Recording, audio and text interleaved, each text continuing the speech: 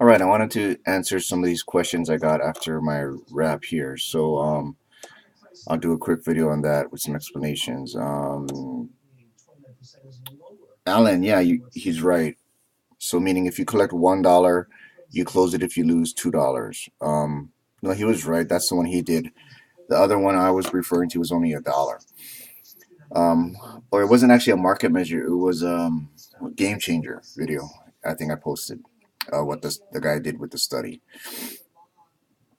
Okay, but yeah, I think $2 might be even better, especially if you're beginning. Um, it'll keep you in the trade longer. The segment you're talking about is the most recent. The one I talking about was actually a game changer segment. Number two, around 6:30 when you talk about the Ivy was the same expiration. How come you don't buy? Oh well, I just held it to expiration. Around 6:30. I don't know what you mean by this. How come you did not buy back your position? I bought them back if I had made 50% of max profit, or if I thought for sure it was going to be a 100% winner. I just left it. Um, and yes, the drop was fast, which was okay, but it recovered also too fast and too high. Okay, so price action there. Um, Okay, and no problem. You're welcome.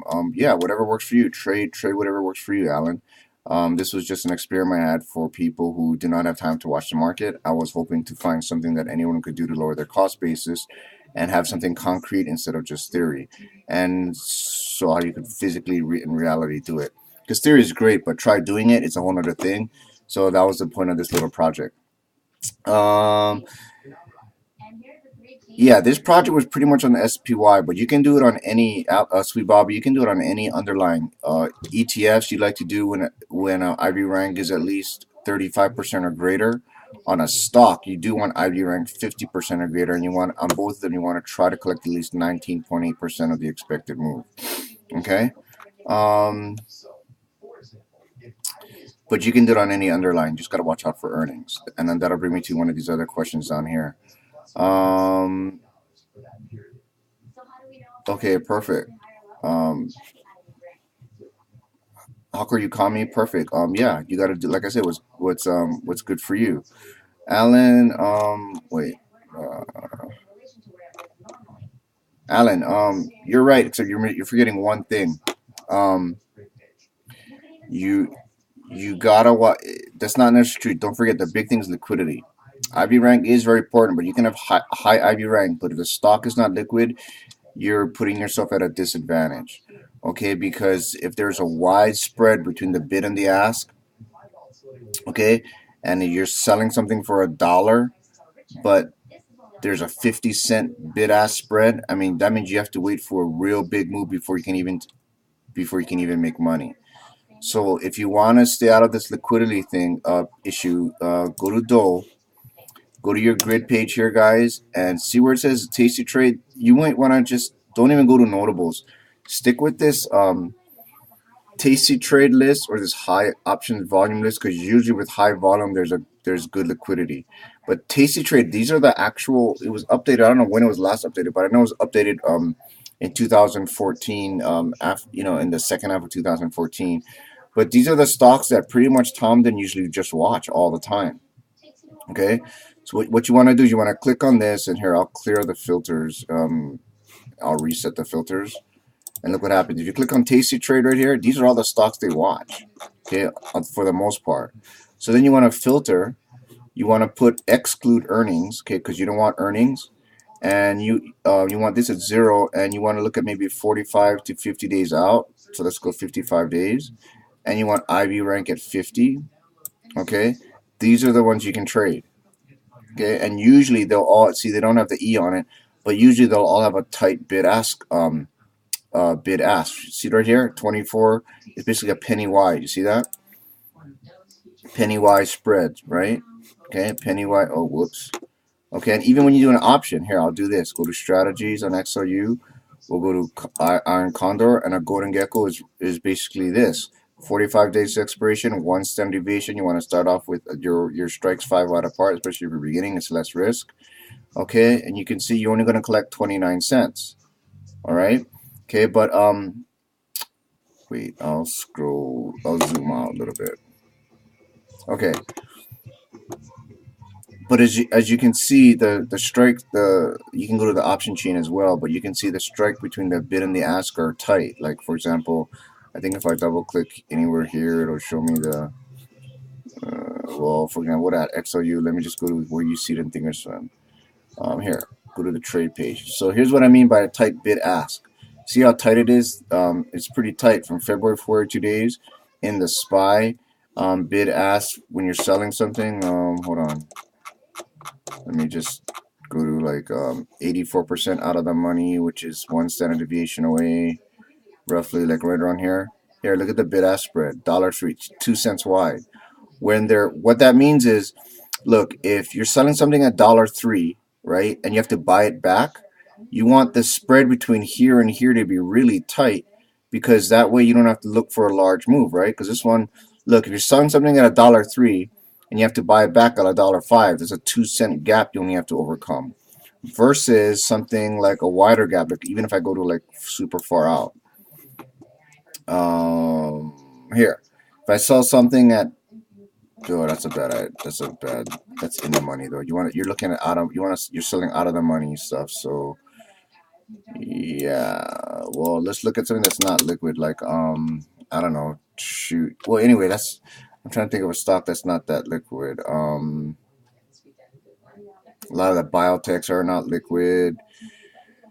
I'm trying to think of one I'm not too sure, but anyway, well, I'll go back to Doe. But that's the bid ask. That's what I'm talking about. The bid ask spread, what you want to avoid.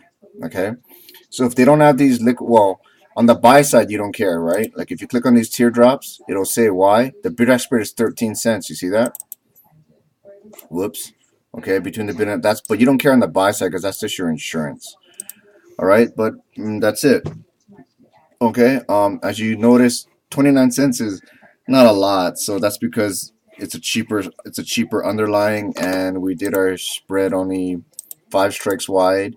If you want to collect more, a standard golden gecko is oh well, I guess it's a 5 strikes wide. The strikes are wide, which is why not the best. So let's just go. I'll just give you an example. Look at the highest IV rank is USO oil.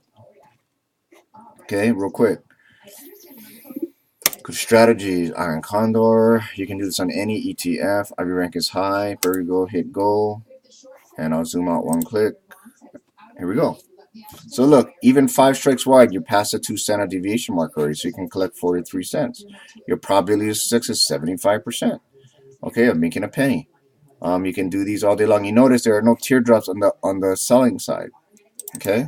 If I double click the put, here's the bid and ask spread with this put. 25, see, only a 2 cent wide spread between here and here. So just because a stock has high IV rank doesn't mean you want to just go on and put on a golden gecko. Here, I'll show another point. I will just go to notable stocks. Okay, and I'll clear the filters. No, I'll just leave it. I'll just keep it the exact same filter. The highest one is FXC. Or RSX Russia even. These are all, high IV rank stocks. Or I'll just do, notable is supposed to have good options volume though. Let's see. I don't know. I'll just go through them and look. You can tell. Oh, wait. You can tell right here. See, that's tight. Let's look at OIH. Tight bid-ask spreads. GM GameStop might be a little wider. No, 2 cents. Best Buy. See, these are all pretty liquid when you go to the notables. Rig. Pandora should be good. All these should be good, actually. But I'm just wanted to kind of teach you guys what you want to look out for. What if I switch this to high options volume? Same thing. See, a lot of volume usually means liquid. What the heck under her? Look, InvenSense. Here we go. Tight bid ask in the stock. But if I double click this, go to strategies and just go quick. Dude, let's see how tight the bid ask spread is in the puts. Oh, it's cheap. That's why. Look here, wide. Look. Right now, to sell this put, 1 standard deviation away, you're only going to collect 20 cents. To buy this put, you have to pay 60 cents. So you know what I mean? So if you're selling this at 20 cents, you got to wait for of course, to make money, if you're selling something at 20 cents, you want to buy it back at 10 cents, right? But look how far it has to get below 10 to get to 10 cents. See, it's got to drop over 40 cents. This is why, just because it has an IV rank of 100, you don't want to trade that. You don't want to do it on this one. Okay, so I hope that helps. Yeah, so this is great. He's right. Just watch for liquidity. Okay, you want tight bid ask spreads, so you increase your chance of making money and not getting stuck. Otherwise, you can put on the trade and not be able to get out. So you're forced to hold it to expiration. Okay, so that's what you want to watch out for. All right. If that helps, great questions by the way. And as you can see, the golden geckos are working great on the SPY. If you guys have been trading it, high IV rank, and it's been working well. So 2015 should be really good. Hope this helps. Thanks.